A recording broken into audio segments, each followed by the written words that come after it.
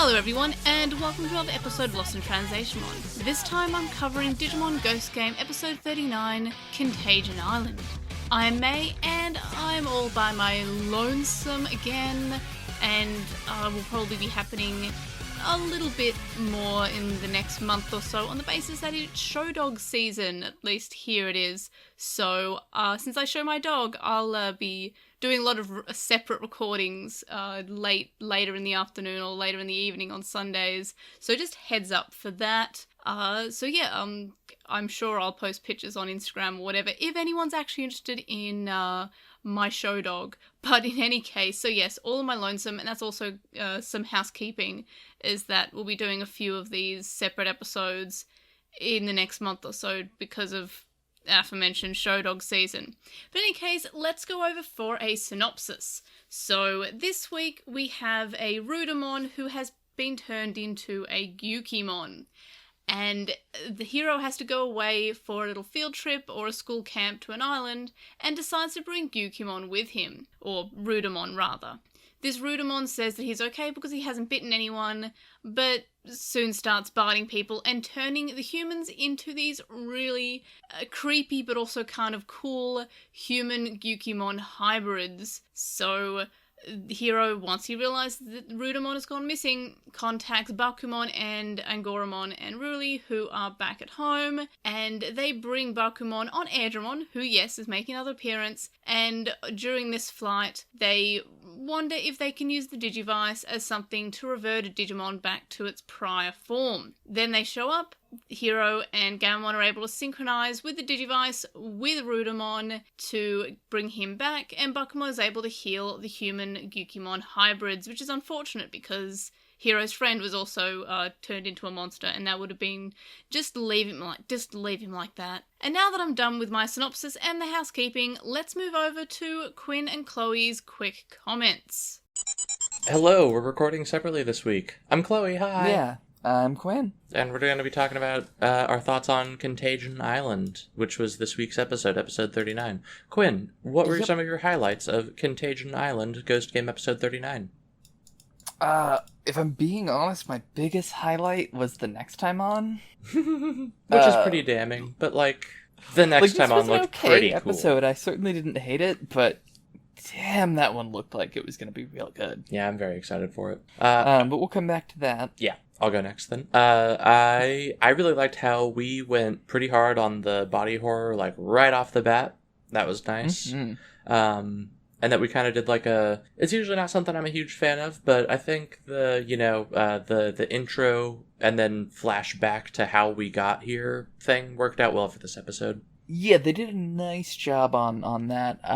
Also, just Gyukimon's design was pretty good. I'm into the two mouths, and the biting was pretty cool. It actually took me a little bit to realize that there were two mouths, because Digimon designs are so ridiculous that I just can't visually parse it all at once, apparently.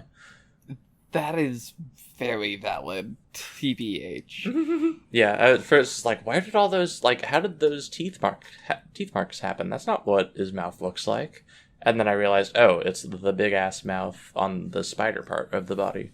In addition to the obvious Ava references that Chloe will inevitably get to, we sure did a Full Metal Alchemist just Edward? Which, just props to the body horror. Always down. It was good. We did some good body horror. Even though nothing really much came of it, I liked that we at least said Hiro's dad's name and implied that he's, still someone that you should remember. Yeah. I had been hoping we'd get a little more plot, that we as ever got the Fresca-esque hint to remind you it exists, but at least it's something. Mm-hmm. Yeah. There were some good Kiyoshiro faces this episode, despite, in retrospect, Kiyoshiro himself kind of sucking this episode. But yeah, we'll talk about that more later. You got another highlight, Quinn? Let me see here. We did get some real good Kiyoshiro faces.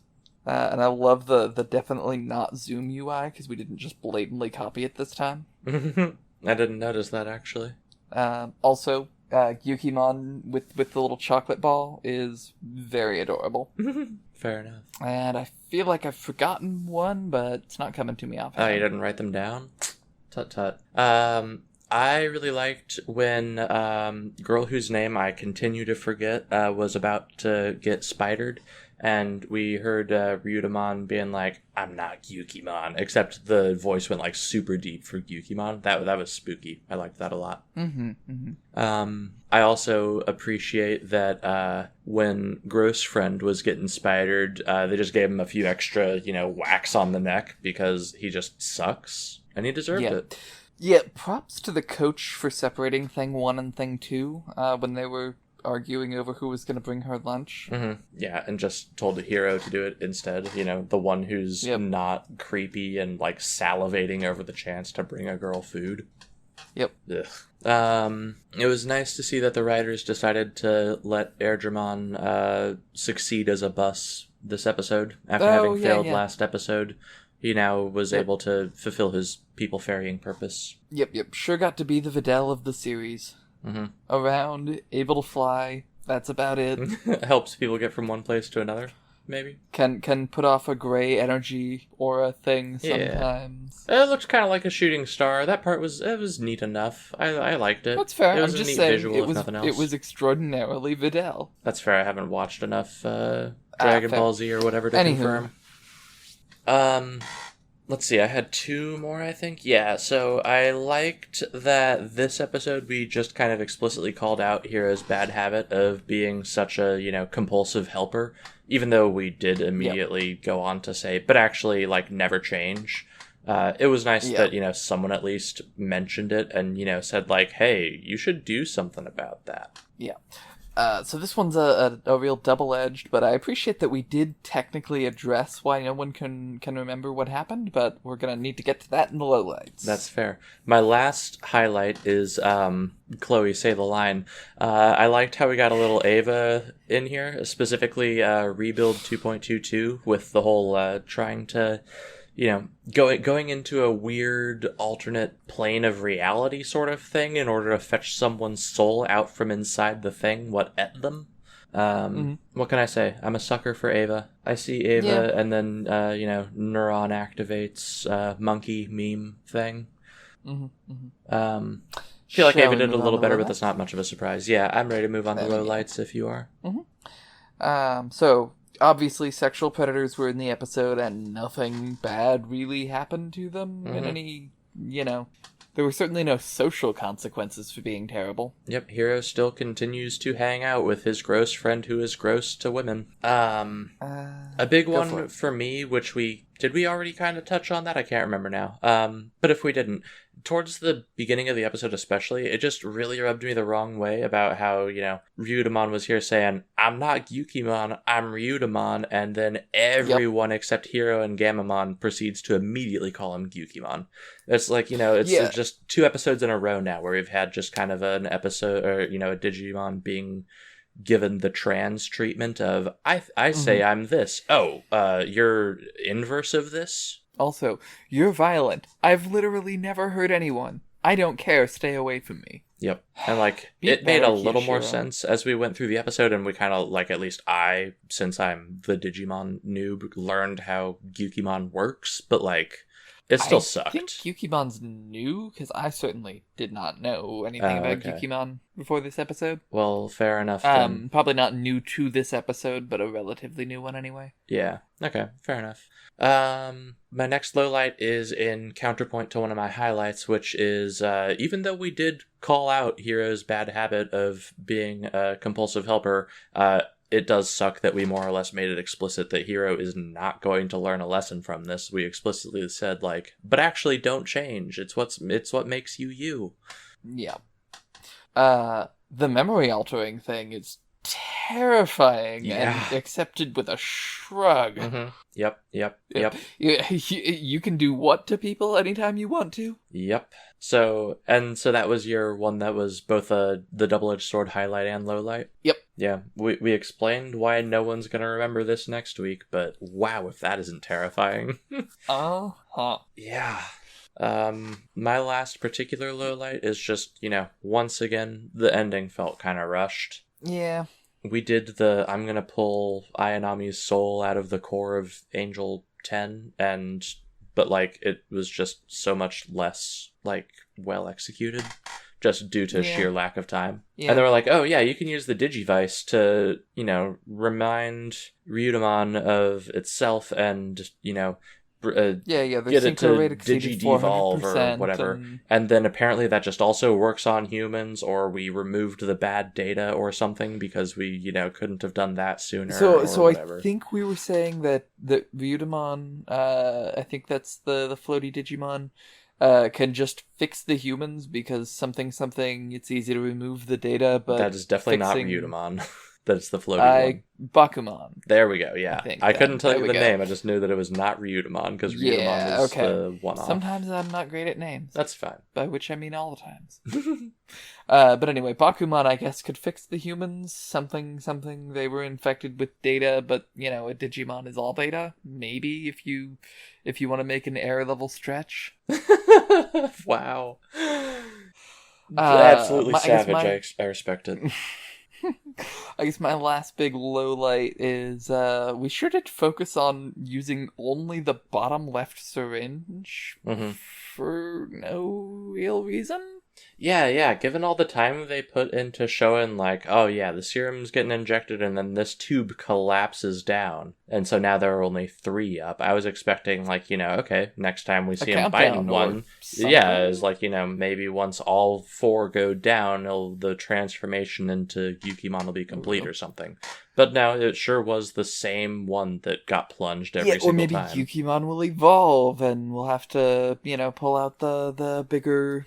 Canon Weissmon or whatever. That'd be neat, but no. Canon Weissmon and the other supers, but now we just got to have Hiro save the day today. Yeah, with a Deus Ex wristwatch. And Awakening Unit Gammamon. Yeah. A highlight that I forgot to mention as I'm scrubbing through here is that I like that the Digimon Analyzer, I still kind of wish that wasn't a thing, but I appreciate that if they're gonna have it, they spent a little time talking about the kind of obscure Yuki thing I was not familiar with that they pulled from this week. Yeah, same. They could maybe do that on some more of these that they're, pulling from folklore. Yeah, if they're pulling from, like, specific folklore, I would actually be more okay with the fact that the analyzer exists if the analyzer makes a habit of explaining that, hey, this is the folklore the thing from this week came from. Yeah. That's a highlight. If we're gonna have that there, do it well. So, Quinn, after having watched this episode, who would you say was your favorite character?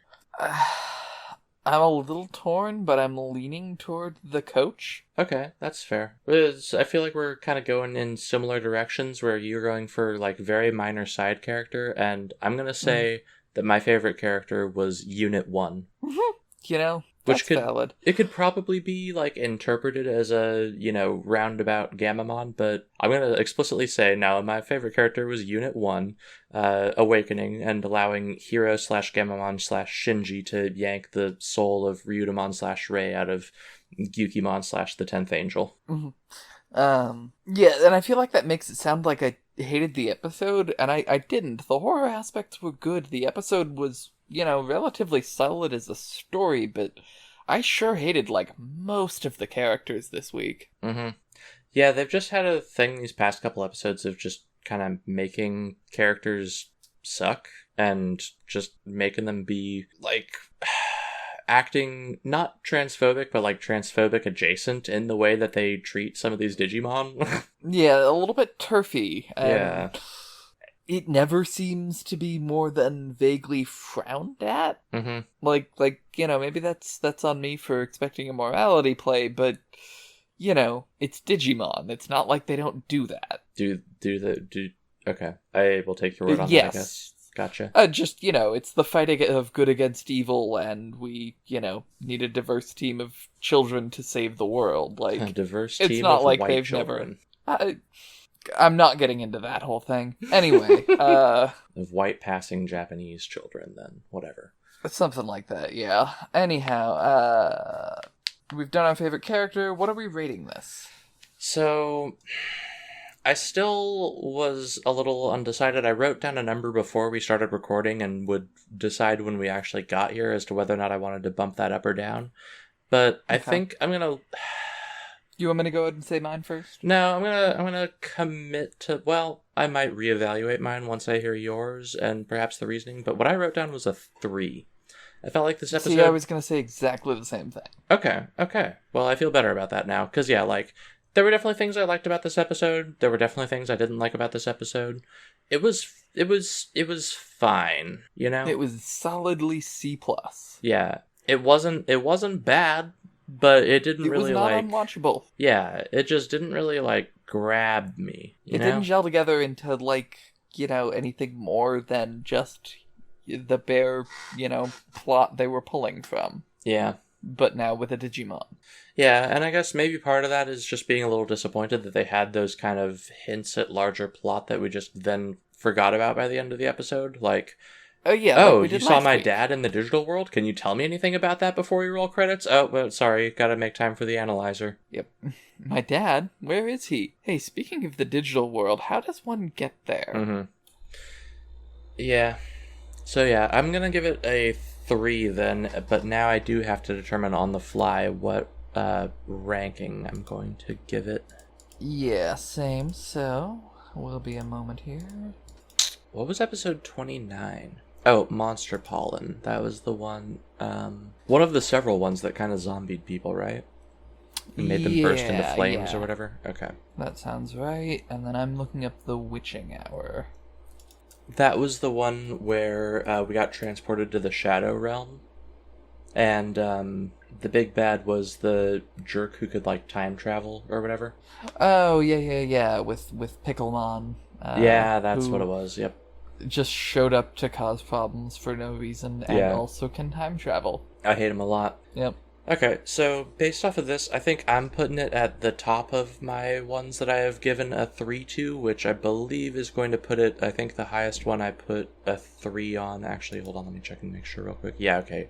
Episode 11, I gave it 3.5. So yeah, I'm going to put it in 28th place, above episode 29, Monster Pollen, below episode 11, Kamaitachi. Yeah, I am also, I think, putting mine above... Let me check something real quick here. Yeah, I'm going to put mine above Monster Pollen in 28th place, I believe. Might be off by 1 there. I think that would be 29th place, right? You'd be pushing Monster Pollen down. Yeah, cool. So 29th place.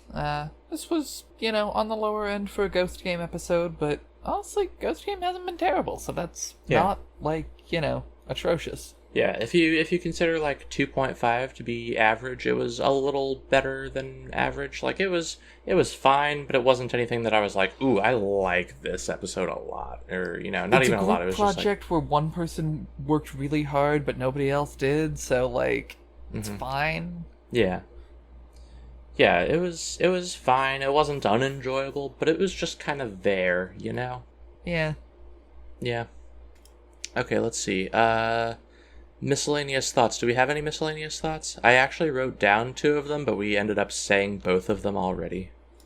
Yeah, nothing that's not going to get covered in the next time on, and my general complaints that, God, we need to do something with the plot, please. Speaking of general complaints, what miscellaneous thoughts might you have about this series thus far, then, Quinn? Please do anything with the plot, please. You introduced time travel and... I don't know, Hiro's extremely dead dad that people talk to pretty regularly. Hiro's dad really likes to talk to anyone who is not him. Yep. Yeah. It talks to anyone but Hiro. Also, we haven't so much as called Mom in wherever in a while. Look, she's just so busy with work, having to support we did have that Hiro friend all of on her Mom's own. Once, but that friend of Mom's really... who turned out to be Arachnimon. Arachnimon. Yep. I'm not gonna say the other one because it's just definitely stupid. Correct. It is, but it's been 20 years of me going back and forth on that one because that is what they say constantly, and it's in most of the subtitles. I mean, I'll give it to them in Japanese because that's how you would say Arachnimon with, Japanese phonemes, but I'm not gonna say that. Yep, that's super valid of you. I just don't know why the dub didn't change it. Yeah, I refuse to capitulate to the community on this one. That's very valid of you. Anyway, yeah, Yeah, that was sure the last time an adult expressed an interest in Hiro's life. Well, when you say it like psych. that, I'm like, okay, good. Yes, but psych, she was trying to murder you. Yeah, well, even more so good then, you know? Yeah. Anyway, how about our next time on? Because I am I'm pretty hyped for that. Yeah, I'm... So normally, the way I write my notes, I have the next time on section header, and I will watch the whole thing, write down the episode title first thing, and then, like, reflect back on it and write down my thoughts on it. But this time, I had to write down, before we even got to the title of the episode, I was like, I don't even know what the episode title is, and I'm already super down for what this episode could potentially be. I really Remind me love what the title is.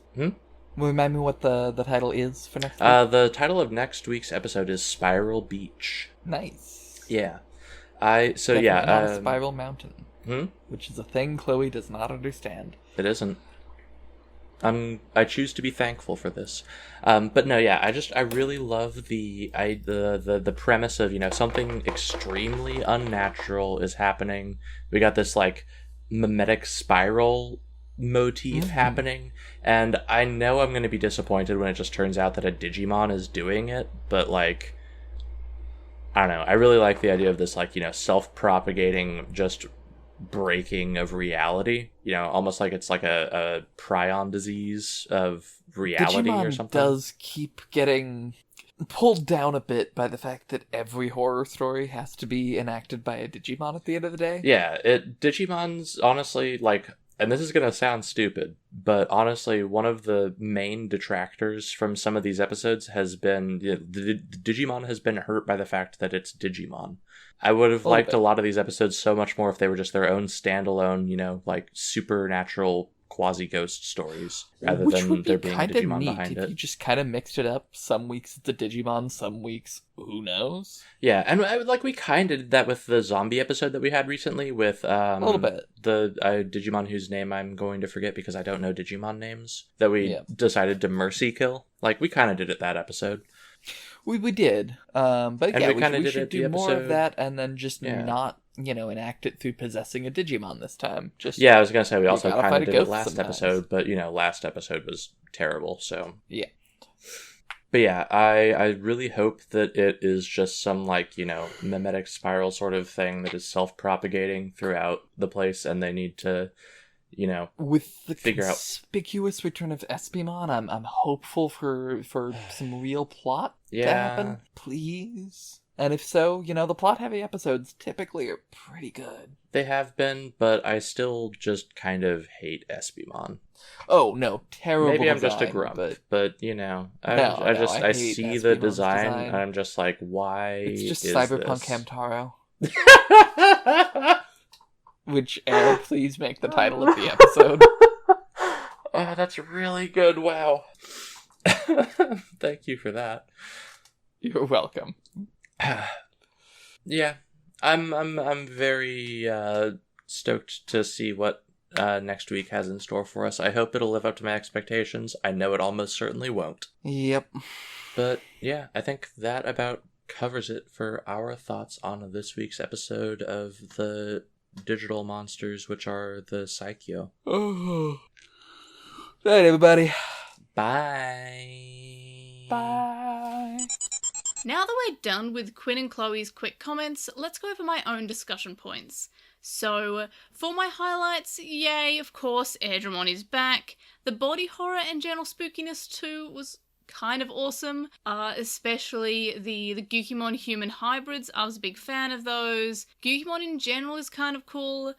As Quinn and Chloe discussed, yep, this is a brand new Digimon. This Digimon is actually newer than Espimon. Espimon was revealed a few months ago, and then Gukimon was revealed in later June. So Espimon was revealed in early June for memory, and Gukimon was revealed in late June as part of the Espimon dim card. So that's super exciting. And yeah, we get a new Digimon, which is always cool.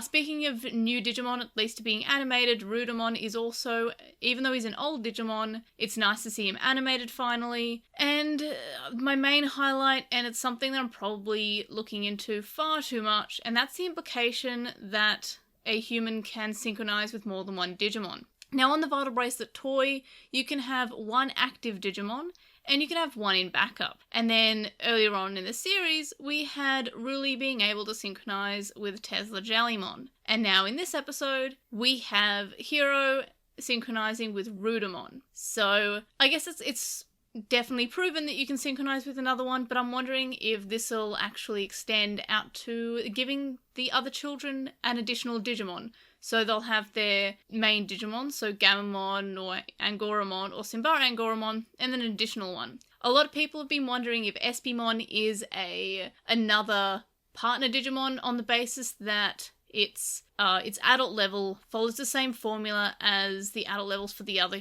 Digimon. So it's prefix plus child level Digimon name. So its adult level being Hover Espimon. It could just be me looking into it, but I think I'd prefer if it meant that it would just be another Digimon to the existing cast rather than another Digimon and their human partner. So Espimon would be maybe Hiro's partner, and then Rudamon would be Kiyoshiro's, and then, I don't know, Zubamon or something would be Ruli's. It might be me looking into it too much, but that could be pretty cool. But in general, that's my main highlight, which is just me overthinking something again. For lowlights, I felt like something was, like a small bit was missing from the story. I just felt like there was just something that wasn't there that felt like it should have been there. I don't know why we're so familiar with Rudamon all of a sudden. I do get that it's cool, he knows Hiro's father. There's something there, that's cool. But the characters seem to be entirely too, like, trusting of Rudamon. Like, what happens if he was just Gukimon pretending to be Rudamon? It could just be, I don't know, just a random Digimon pretending to be Rudamon and just knowing about Hiro's father from something. Everybody's too trusting, and I feel like it just missed a little bit of an introduction to Rudamon as a character, and I guess they just didn't have enough time to do any backstory there, which is fine. It's the Ghost Game problem, but instead of it missing a bit from the end, it was missing a bit from the start. I did like how it was sort of doing the, showing us what happens later on in the episode, at the start of the episode. That is cool, but I think I would have preferred if we got a little bit more information about Rudamon and how he fits into all of this. I wanted to care more about Rudamon, and the show clearly wanted me to care about Rudamon, but I just didn't particularly as much as the show wanted me to care about him. So I hope they bring him back, because I'd like to know more about him, especially because he clearly has ties to Hiro's father. As for favourite character, I'm boring. I'm just gonna choose Airdramon again. I was actually surprised that we got to see Airdramon again. Wasn't expecting that. Was expecting it just to be a one-off mon that just appears to help out and then never again. And he was actually useful in this episode. He actually brought the characters to the island instead of not getting there in time. He was actually helpful because he brought Bakumon there. So that was kind of cool. As for rating out of 5, I gave it a 1.5 out of 5. I don't know why, I just really did not enjoy this episode particularly, and in terms of my ranking, it's second from the bottom. I don't know why, I did not like this episode. I felt like it had a lot of things that I'm reading into it too much, but I'm not expecting any of my reading into an episode too much to be an actual highlight, because it might just be the very case of me just looking into something too much. So yeah, it's second from the bottom, so it's just above Who Are You, but below Killer Blades, so it's between episode 31 and 32, and second from the bottom. In terms of our overall ranking, that puts it in 33rd place, because the overall points it gets is 7.5 out of 15. So it's kind of just sitting there in the middle there. And also that's also, I guess, 7.5 is like half of 15, because that's how maths works. And considering we've only got like a few episodes that are that low, that's good. That means most episodes are above average. If an average, passing episode 50% is 33rd place, then most of the episodes are above average, I guess, in our overall ranking. Not so much in my own ranking. My own ranking is a mess, though. I gave entirely too many 5s in my rankings, as it turns out. But so miscellaneous thoughts. Again, just to go back, a lot of my highlights, yes, are just theories that I have, so I can't really expect any of those theories to be proven right. If they are, this episode is a good one, but I'm not too optimistic about my random theories being actually correct predictions. I think that we would get an extra child, a fourth child that just comes along, like we had Hikari, like we had Ken. I would actually rather not that, because if we get an additional human, that's additional screen time we need for that human instead of the rest of the cast. And I feel like we wouldn't be able to know as much about that character if there was just a random human that popped up, especially because we would also need the character of the Digimon. So we would not only need to give character to an additional human, we'd also need to give character to additional Digimon, which we're now up to episode 40. I couldn't imagine if we get more than just another 20 episodes from this, because Digimon seasons don't tend to be more than 60, or if they are, they're like maybe all of Cross Wars was 75, and that was the 50 plus additional like 25. And then we had Adventure Colon, which was 66 episodes. So I honestly can't imagine getting that much more from this series, unless it's just going to be an ongoing one that is consistently running, which would be good and bad, because I am enjoying this, but it would be nice to have a break every so often. But yeah, those are my discussion points. And also, another miscellaneous thought. Yes, Quinn did say the Cyberpunk Hamtaro, but she also, and she said she wanted the episode title to be called that, and I would, but we called last week's episode Cyberpunk Hamtaro after she asked me to call it that, Cyberpunk Hamtaro, so I cannot just call this Cyberpunk Hamtaro 2. I'll come up with an episode title. It won't be as good as Cyberpunk Hamtaro 2, but it'll, unless I just call it Cyberpunk Hamtaro 2 Electric Boogaloo, that is entirely a possibility. I'll come up with something in the next half an hour or however long it takes me to come up with a name. Hopefully, unless I just call it this Untitled Ghost Game. I don't know. Actually, that's a good one. I'm going to call it that. Now that we're done with our discussion points, let's move on to pondering predictions and Postmon Pat. So, first up, let's see. I apparently did not open these. These look like it. First up, we have Sydney, who says they liked this episode more than us. But their favourite part was definitely when Dormon showed up, because it reminded them of Tamers. So they went and watched a couple of episodes of that, and it was delightful. That makes me happy. I like when people like rewatch Digimon because of another episode, especially because of Ghost Game, which means that the nostalgia value that Ghost Game has is a good one. Like, it's got some stuff there. And it's not only appealing to new audiences, but it's also appealing to fans who have nostalgia, because it brings you back to other series and it makes you consume more content. I don't know. I just feel like that works. Next, we have Narumi, who says that Hiro's friend is so awful and a simp. I don't understand why being a simp is a bad thing. Maybe this is like the generational divide between Gen Z and Generation Y, or millennials as they're now called. A simp just sounds like someone who is like supportive and respects a person, and I don't know why that's a bad thing. My understanding is, a simp is, someone who gives money to a creator, or, does nice things to a person. Maybe this is a generational divide, but doesn't seem what this character is. This character is just kind of gross.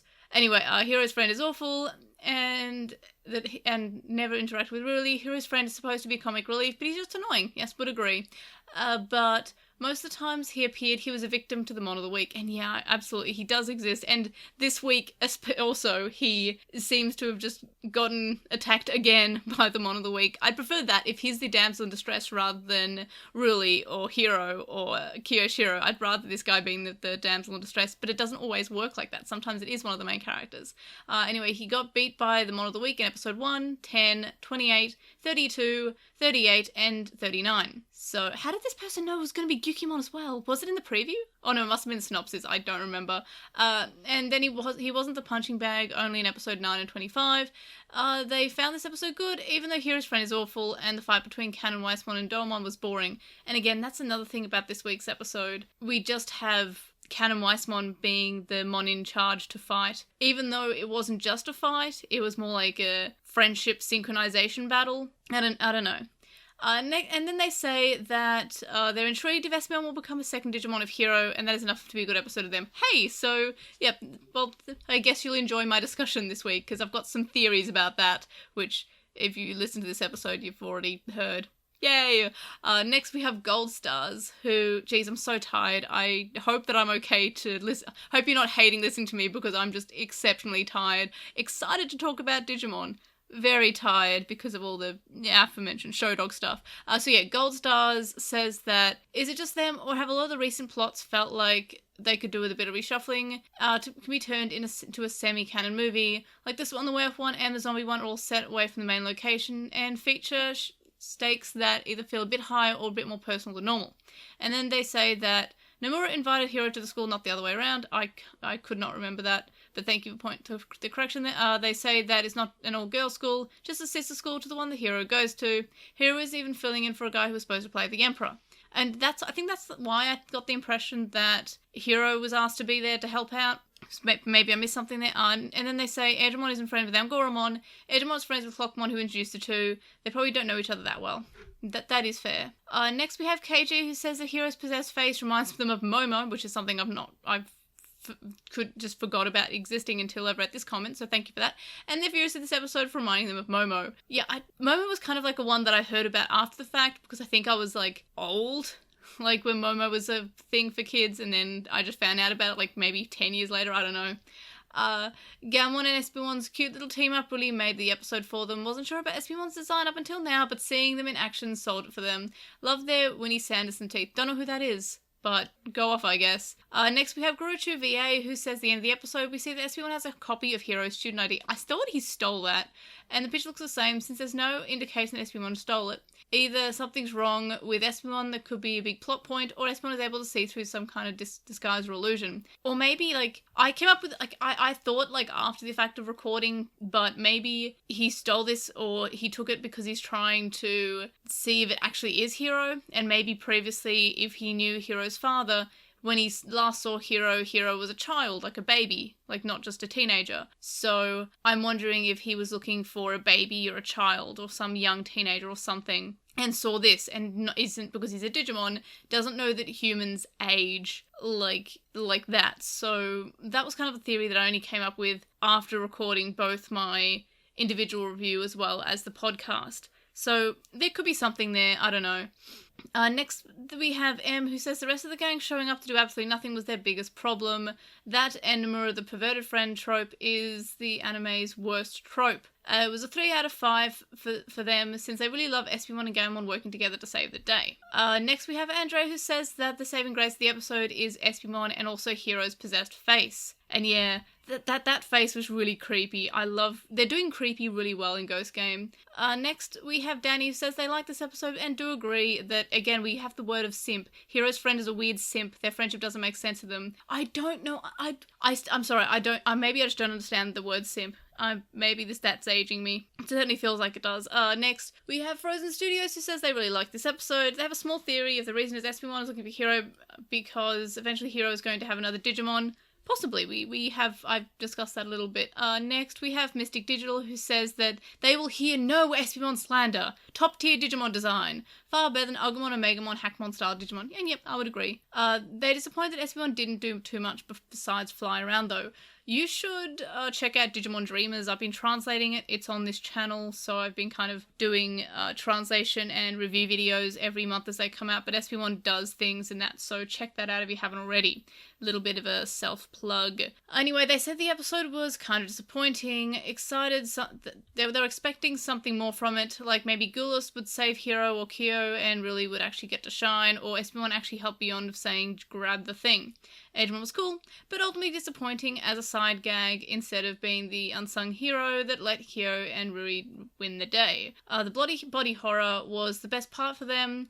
They wouldn't call the episode outright bad or horrible, but it'd be probably near the bottom of their rankings if they had one, sadly. And yeah, I think that's a problem for a lot of Ghost Game episodes, is that because a lot of the episodes are so good, the episodes that sit down the bottom aren't necessarily like terrible or offensive or bad or shocking in any way, but because the rest of the episodes are so good, they kind of sit down the bottom, but only because the other episodes are so good, not because that episode is particularly bad. So that is that. And same with this week's episode. I put it in second to last place, not necessarily because it was really bad, because I don't really have much to say about it other than all my predictions. I didn't really enjoy it that much except for my own entirely too optimistic predictions. So that's why it's sitting at the end, not because it's bad, but because I preferred the other episodes, and that's what a ranking is. You can still rank your favourite food. There's always going to be one at the bottom, even though the one at the bottom may still be something that you really love. It just means that it's not the one you love the most. Then next we have Lazy Croconaw, who says they don't have much to say about the episode.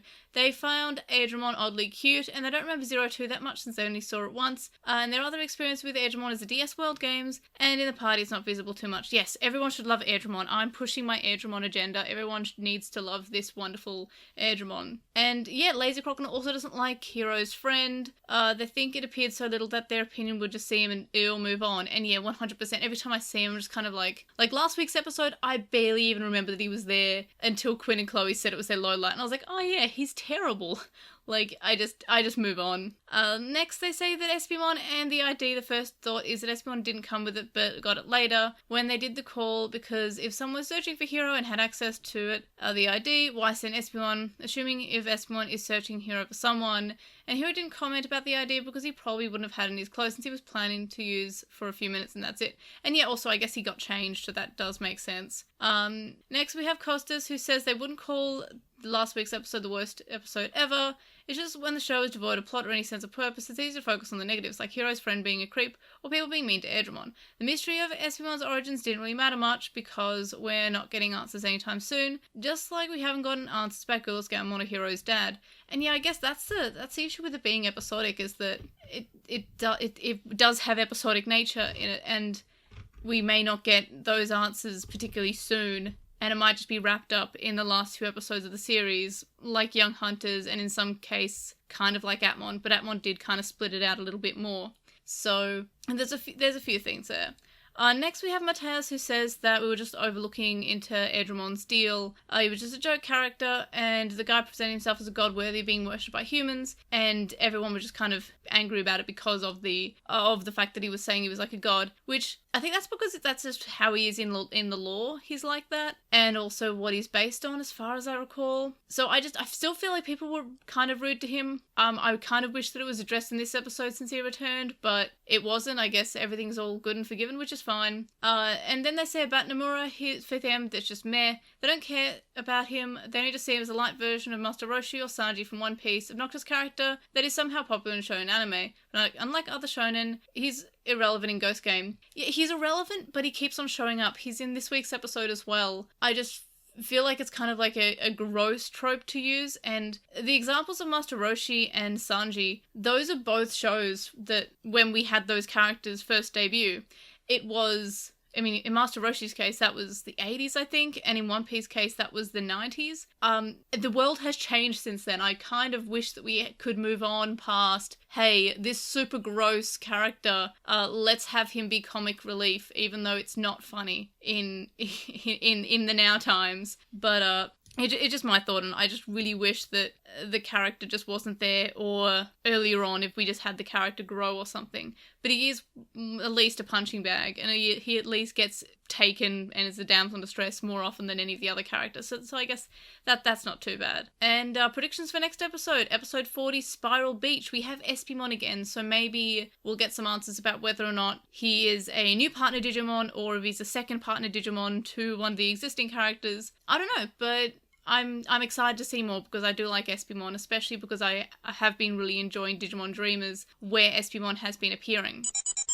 And now I can wrap this up. So, of course, thanks to Quinn and Chloe for joining me, even though we're separate, our hearts are still close. So you can join us next time for episode 40, Spiral Beach. As I mentioned at the start, we'll be recording separately again, so just heads up for that. But in terms of the release, our podcast episode, it won't be hurt too much by it, because I'll still be recording it that day. The link dumps, link description, and you can contact us and stay updated. You can leave us a comment on this episode on YouTube to join the conversation. And for a full list of ways to find the podcast across the World Wide Web, or internet as it's known, such as YouTube, TikTok, Twitch, and Twitter, head over to my Linktree, which is linktr.ee/LostinTranslationmon. So it's Linktree with a dot between the tr and the e/LostinTranslationmon. If you enjoy this podcast or videos, or even just my silly tweets, you can show your support by signing up on Patreon and get some cool rewards such as early episodes and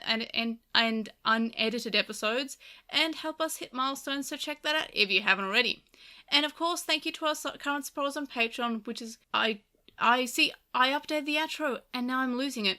So the list so far, at the moment, as a recording, is Stephen Reeves, who is 164 on Archive Her Own, Kadawashi, Chisai, who can follow on Twitter at Chisai236, Neobu, who says you should follow Chisai on Twitter at Chisai236, Lismet, who is Lekmon on Tumblr, Nicholas, Emery from Gone Hunting, a Hunter Hunter Rewatch podcast, Magnus, Lucas, Jason105, Patrick, Jason, Grey Tanuki, Shelby, Digital Hazard, who is on Twitch at The Digital Hazard, Dedicated Gazi, Alemist, Michael, Teropimon, and Vmon Tamer.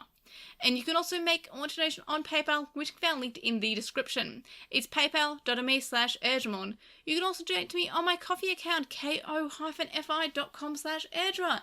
And that's it for this week's episode. As I said, let me know your thoughts if you are listening to this on YouTube. And if you haven't already, please subscribe to YouTube, because I'm trying to hit 12,000 subscribers by the end of the month. And I'm running out of time. So you gotta subscribe, tell your friends, tell your enemies, tell that random across the street, hey, subscribe to Lost in Translation on YouTube. And yeah, thanks. So without all that out of the way, thanks for listening to another episode, and of course, we'll see you on the next one. Bye!